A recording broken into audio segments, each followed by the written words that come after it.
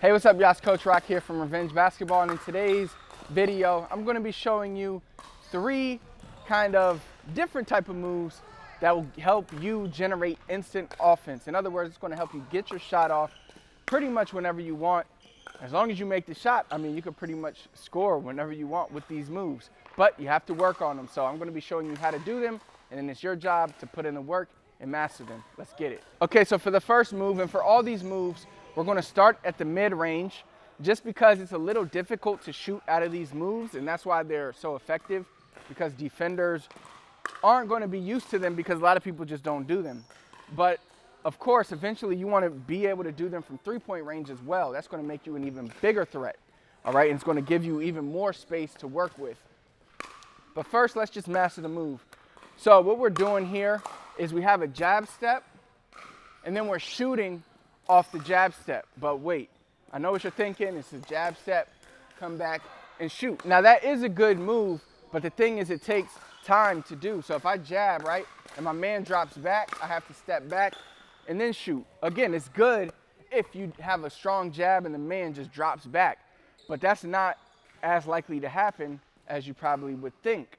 Unless you're just great at attacking, or you know, you're a ferocious attacker at the rim, then that might change that. But as you know, even if the defender doesn't drop back, a jab a lot of times will freeze the defender because he's trying to get engaged and he's trying to see where you're going to go.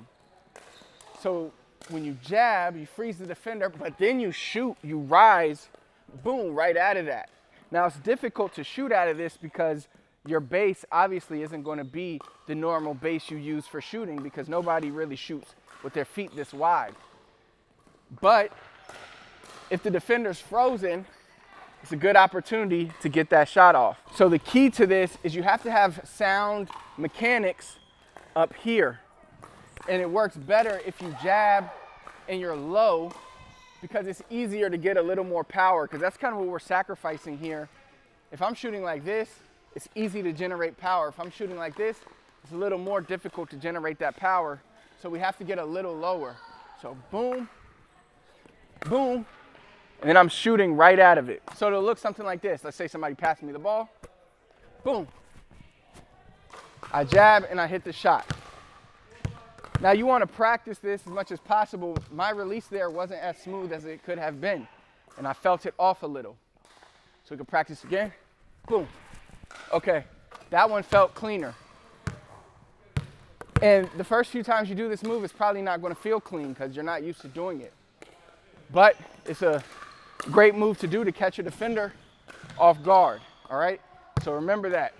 Jab, boom, shot. The next move we're going to do is the hezi pull, but this time we're going to be shooting off one leg out of the hesitation pull. Now this might be a little controversial, especially a few years ago. Now it's not going to be as controversial because players shoot off one leg, maybe not all the time, but it happens.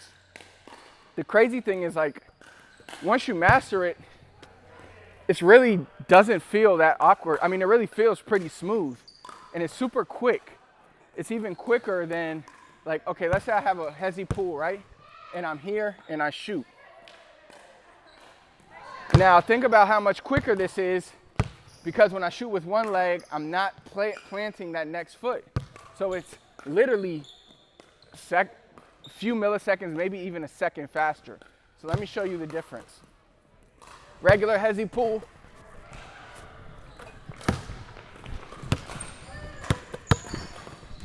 Versus the one leg hezi pull.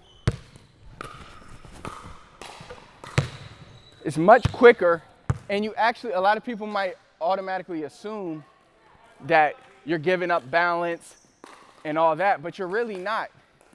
Because I'm a right-handed shooter and I'm on my opposite leg, they kind of balance each other out. So I'm pretty much balanced, especially when you get used to shooting this. Now, of course, you could do it off your right leg too, if off your right hand, because the whole point of the speed aspect is that you're not taking the time to plant your second foot. Now, this is where people would have a argument that, oh, you might be off balance. But here we're sacrificing balance for speed. because it's much quicker. Again, I'll show you why. A regular pull, a regular hezi pull going strong hand, you're here, boom.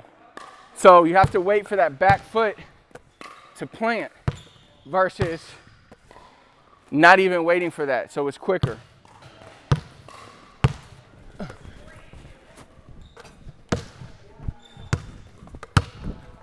Versus one leg. Now, I would say you'll probably be shocked at how smooth your shot can still be shooting off one leg. I mean, Steve Nash, one of the most efficient players, one of his go-to shots was a one-legged runner kind of two-handed shot.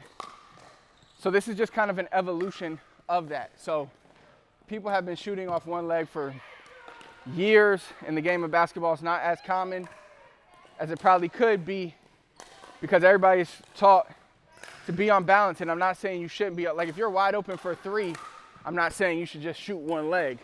Again, we're making trade-offs here. Speed for maybe balance, or sometimes you have to do extra things to get your shot off. Especially when you're a smaller guy, you got to be more creative. This is one way you can do that.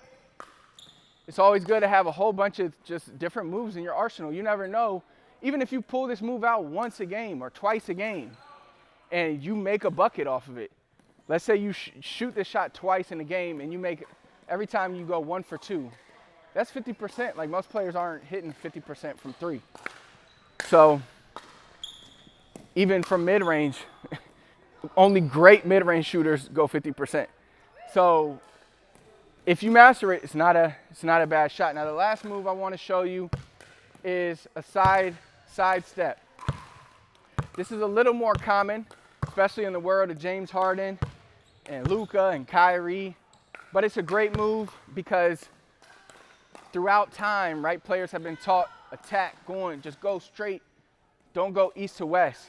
But actually, it's actually a good move to do if you can quickly go horizontal because defenders are not anticipating that as much. So like if I'm here, right, my defender's thinking I'm going to blow by him from like, let's say I'm good with the hezi and I'm just blowing by him all game, right? Boom, I'm just attacking, he can't stop me.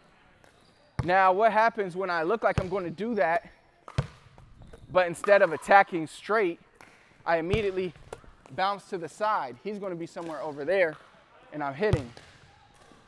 So just practice that. It's all about the footwork. When you have kind of this hang dribble here and then you're sidestepping, you can do it both ways. So just practice slow motion first. Let's just start with an easy cross step. And then of course later you can develop the move off of behind the backs, in and outs, a lot of things. But the first thing is start basic and just get the footwork down. Cross, side step, and get used to hitting that shot. So first just get used to the regular footwork, and then you can practice all different types of footworks, doing it off of different moves.